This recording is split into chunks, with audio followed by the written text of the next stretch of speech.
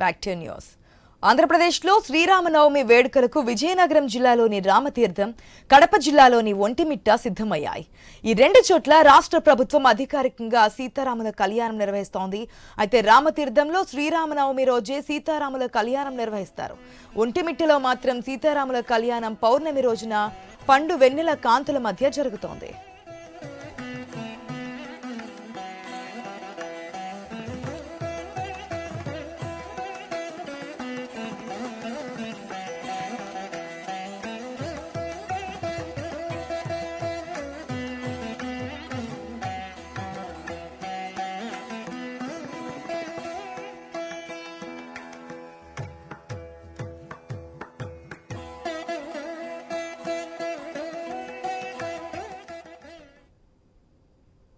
శ్రీరామనవమి వేడుకలకు దేశవ్యాప్తంగా ఉన్న రామాలయాలు సర్వాంగ సుందరంగా ముస్తాబయ్యాయి.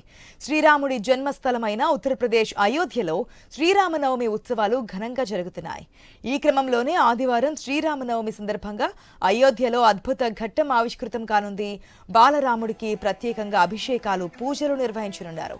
మధ్యాహ్నం 12 గంటల ప్రాంతంలో సూర్యతిలకం దిద్దనున్నారు. దాదాపు 4 నిమిషాల పాటు బాలరామయ్య నుదిటిపై సూర్యకిరణాలు పడనున్నాయి.